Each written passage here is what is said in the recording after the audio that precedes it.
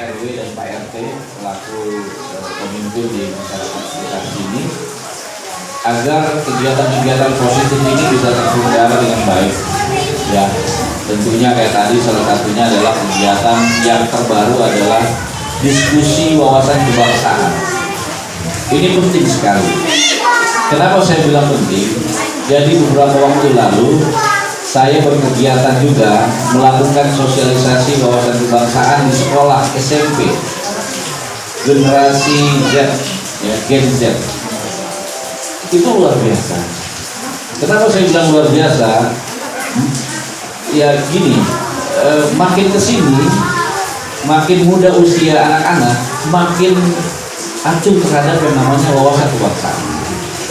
Mereka lebih senang mencari tahu yang namanya dunia lain, seperti yang lagi ngetren Korea, ya, atau dunia Barat.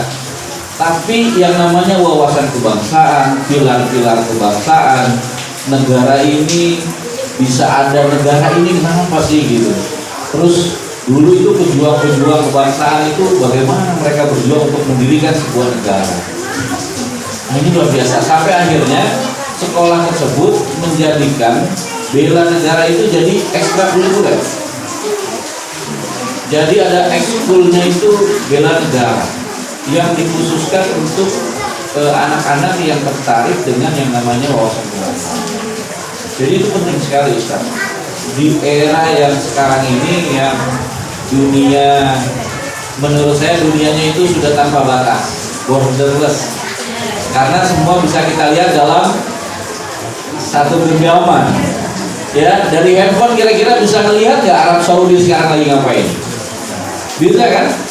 Kita tinggal klik linknya live di Mekah. Sekarang tahu kita tuh di Mekah jam berapa, lagi waktunya lagi apa, dan lagi ngapain. Terus juga ada aplikasi sekarang itu bisa terhubung dengan CCTV di negara lain, kondisi-kondisi negara lain. Jadi semua bisa kita lakukan dalam satu genggaman sekarang. Nah, share rumah kaca. Kalau dulu ada tokoh mantan mertua saya bilang bahwa kita ini sekarang hidup di dalam dunia kaca seperti akuarium. Karena semuanya mudah terlihat sekarang, hanya karena perkembangan dan teknologi. Nah, untuk itu tadi harus kita support diskusi kebangsaan ini, bukan hanya menyasar kepada orang-orang yang dewasa, tapi diusahakan menyasar kepada anak-anak remaja. Susah memang, mereka akan cuek, acuh. Itu apa ya? Seperti sudah habit. Tapi harus kita apa ya? Kita paksa. Karena kalau tidak bahaya sekali.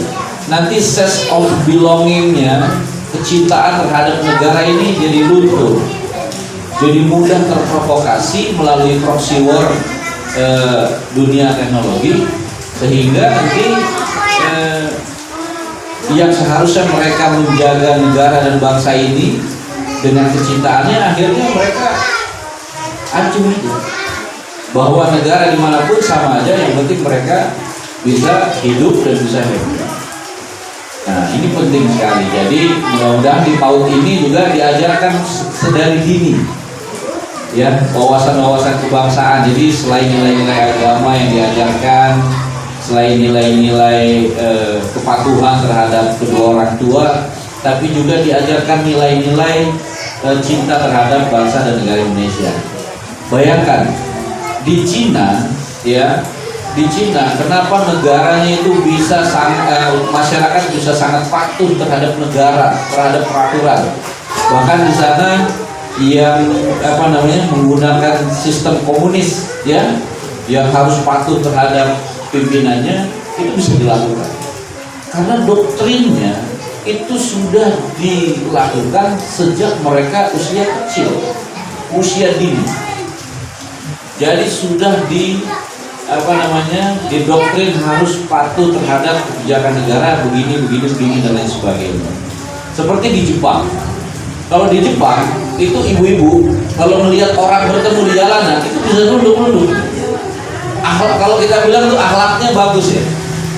Kalau ketemu orang tuh sopan betul. Orang-orang di sana itu sudah menjadi budaya. Nah, bagaimana caranya orang-orang Jepang itu mereka memiliki akhlak yang baik gitu ya. Kalau ketemu orang itu sangat ramah, bahkan sampai nunduk itu satu sama lain. Itu juga sudah ditanamkan sejak kecil budaya tersebut. Itu. Nah, di kita ini masih sistem pendidikannya saya kira sudah bagus, tapi tinggal konsistensi penerapan apa yang diinginkan itu dijalankan dengan baik. Jadi kalau dimulai pendidikan anak usia dini, selain nilai-nilai agama, nilai-nilai patuh terhadap orang tua, ya bermain sambil diajarkan cinta terhadap bangsa dan juga negara. Saya kira ini bagus. Saya pun juga semenjak dari sekolah tersebut, karena di sekolah itu ada ekskul bela negara khusus untuk wawasan kebangsaan, saya mau mengusulkan kepada di DPR untuk dibuat kebijakan secara nasional menurut harus diwajibkan untuk ada di sekolah-sekolah menanamkan nilai-nilai cinta kebangsaan. Nah, habis itu beberapa hari kemudian ada kabar baik bahwa ada yang namanya mata pelajaran Pancasila. Itu bagus. Ya, kenapa itu bagus? Karena Pancasila itu adalah nilai kehidupan yang sudah didiskusikan oleh para alim, para ulama zaman dulu dan juga para pendiri bangsa ini. Tinggal bagaimana nilai-nilai itu bisa diaplikasikan kepada kehidupan sehari-hari. Jadi saya sedikit cerita ini, ya sedikit cerita bahwa begitu krisisnya soal cinta, anak-anak muda kita itu cinta terhadap bangsa dan negara itu luar biasa. Jadi kalau bukan kita yang peduli terhadap terhadap perkembangan, terhadap kemajuan generasi penerus bangsa ini siapa lagi? Kayak tadi begitu Ustadz bilang mau ada diskusi wawasan kebangsaan itu bagus. Memang itu bikin ngantuk, ya bikin ngantuk. Karena serius. Tapi sebenarnya sekarang bagaimana formatnya? Nggak bikin ngantuk, tetap fun, ya tetap menyenangkan, tapi masuk di dalam di dalam pikiran dan juga hati para peserta yang akan menjalankan. Itu menurut saya penting sekali karena dunia akan semakin tipis batasnya ke depan itu setelah ada yang namanya perjanjian masyarakat ekonomi ASEAN. Itu seperti Indonesia dan negara-negara ASEAN ini seperti menyatu dalam bidang perdagangan dan juga ekonomi. Nanti mereka akan bebas untuk berjualan di sini dengan peraturan-peraturan kita juga akan bebas berjualan di negara sana dengan kompetitifnya. Nah, kalau itu sudah makin sering dilakukan, nanti akan banyak orang-orang asing yang akan berada di Indonesia, orang kita juga akan berada di sana untuk melakukan bisnis dan juga perdagangan. Kalau kita tidak diikuti dengan yang namanya cinta terhadap bangsa dan negara, saya kira nanti Indonesia ke depan suku dan masyarakatnya itu akan lebih beragam, bukan hanya dari Indonesia, tapi juga dari negara-negara lainnya. Saya kira mungkin itu.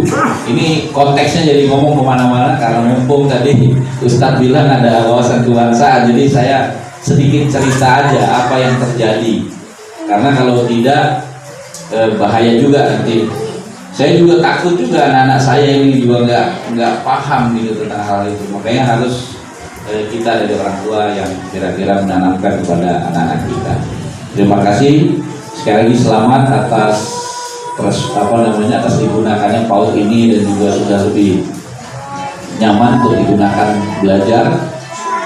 Aspirasi berikutnya kalau mobil bekas saya kira susah nyarinya karena nggak ada program mobil seperti itu.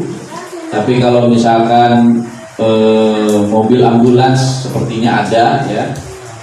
Kalau bus sekolah pun juga ada, tapi sayangnya itu bukan di komisi saya. Itu adanya di komisi 5 di bagian Kementerian Perhubungan. Tapi saya nggak tahu nanti di Kementerian BUMN bisa mengadakan hal yang serupa atau tidak gitu. Tapi yang jelas sih yang sudah banyak dilakukan adalah mobil ambulans. Ya, saya lebih baik ngomong apa adanya Bu ya, daripada saya iya tapi nanti nggak terrealisasi kan bohong saya. Nggak boleh itu. Terima kasih. Allahul muwaffiq ila muthoriq. Assalamualaikum warahmatullahi wabarakatuh.